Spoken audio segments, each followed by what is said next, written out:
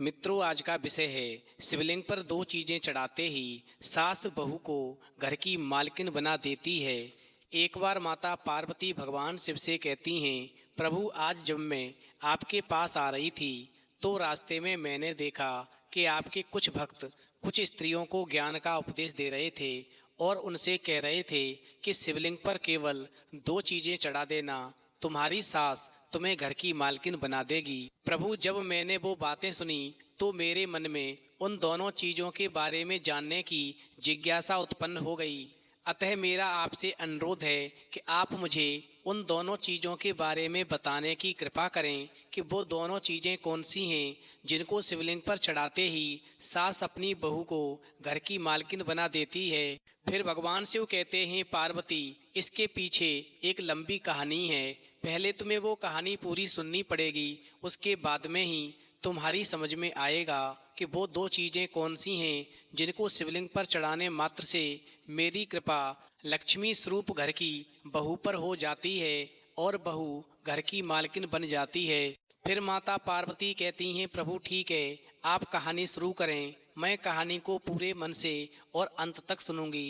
प्रभु, जब मेरी नज़र पृथ्वी लोक पर जाती है तो मैं यही देखती हूँ कि जितनी भी सास हैं वो सभी अपनी बहुओं को ज़्यादातर परेशान करती हैं। कुछ ही सास ऐसी हैं जो बहुओं को सुख देती हैं और बेटी की तरह प्यार करती हैं। तो मित्रों, कहानी शुरू करने से पहले मेरा आप सभी से अनुरोध है कि आप हमारी कहानी में खो जाएं।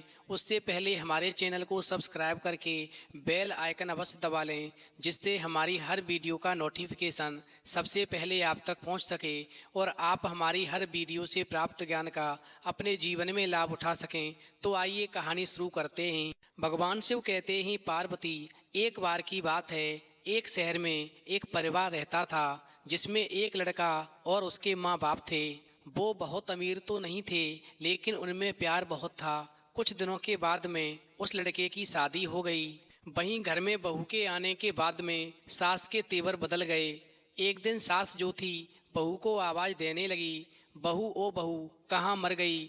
जब सास ने बहू को आवाज लगाई, उस समय बहू जो थी सारा काम निपटाने के बाद में नहाने के लिए गई हुई थी और सास की हर 2 मिनट में ऐसी आवाज सुनने की उसकी आदत पड़ चुकी थी। बहू जरा सी भी सास की नज़रों के सामने से हटी कि सास चिल्लाना शुरू कर देती। सास चिल्लाती तो रोज ही तेज आवाज में थी, पर इस बार आवाज कुछ ज्यादा ही तेज थी। इस प्रकार जब बहू ने अपनी सास की तेज आवाज सुनी तो मन में सोचने लगी कि कोई अनहोनी न हो गई हो, और फिर बहू ने जैसे तैसे अपने ऊपर 2 मग पानी डाला और कपड़े पहनकर स्नान घर से दौड़ते हुए सास के कमरे में पहुंची। वहीं बहू को देखते ही सास जो थी कहने लगी, अरे मरी, तुझसे एक काम भी ठीक से नहीं होता। वहीं बहू ने डरते हुए कहा, क्या हुआ माँ जी। तो सास कहने लगी, हुआ क्या है, दिखता नहीं कमबख्त, ये मेरे कमरे में पानी पड़ा है, क्या तूने आज पोंछा नहीं लगाया। अभी कहीं में गिर जाती तो मेरी हड्डी पसली टूट जाती। वहीं सास की बात सुनकर के बहू कहने लगी, माँ जी, मैंने पोंछा अभी तो लगाया था। तो सास बोली, यदि तूने पोंछा लगाया था तो ये पानी कहाँ से आ गया। हे भगवान, मेरी तो किस्मती फूटी है, जो ना जाने कहाँ से ऐसी लड़की पर मेरा बेटा लट्टू हो गया।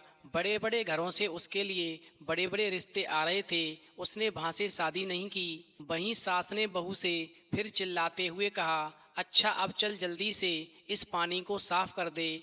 चूंकि बहू को पता था कि नहाने जाने से पहले ही उसने पूरा घर साफ किया और ये पानी जानबूझकर उसकी सास ने ही उसे तंग करने और ताने सुनाने के लिए गिराया है। फिर भी बहू ने बिना कुछ बोले गिरे पानी को साफ कर दिया और अपने कमरे में आकर थोड़ा आराम करने बैठ गई और सोचने लगी कि सास की चिल्लाहट अब कौन से काम के लिए बुलाने वाली होगी। भगवान शिव कहते हैं, पार्वती, उस सास के लिए कोई आज की बात नहीं थी। जब से वो शादी करके इस घर में आई थी और उसके पति जैसे ही काम पर जाते सास की टरटर शुरू हो जाती थी। आज किसी बात पर, कल किसी बात पर, बस उसकी सास को एक बहाना चाहिए था। अगर नहीं भी मिलता तो बहाना बनाने की कला में भी सास बहुत माहिर थी और बहू जो थी इस रोज रोज की किचकिच से अक्सर तंग आ जाती थी। पर कुछ पति के प्यार, कुछ सास की उम्र और कुछ घर की नई बहू होने की वजह से वो सब कुछ बर्दाश्त कर रही थी। बहू की खुद ही समझ में नहीं आ रहा था कि उसके खुद के वजूद में इतना परिवर्तन कब और कैसे आया जो वो इतना सब कुछ झेल रही है। उसको ये भी याद नहीं था कि कब उसके अपने घर में उसकी माँ या पिता ने कभी उससे ऐसे सुर में भी बात की। यदि कहीं भी किसी के साथ में कोई गलत बात होती थी तो वो बहू हमेशा लड़ने के लिए सबसे आगे खड़ी मिलती थी। किसी के हक के लिए भी वो सबसे लड़ जाती थी।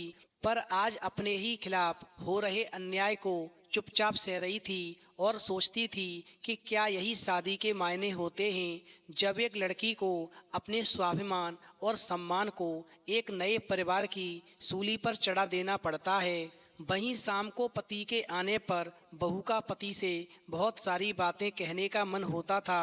एक दो बार कहीं भी थी, पर एक तो पति के थके होने से वो इस पर ज़्यादा ध्यान नहीं देता था और फिर अपनी माँ के खिलाफ वो एक भी शब्द भी नहीं सुन सकता था, क्योंकि लड़के की माँ भी अपने बेटे के सामने बहू से बड़े दिखावे के साथ बात करती थी।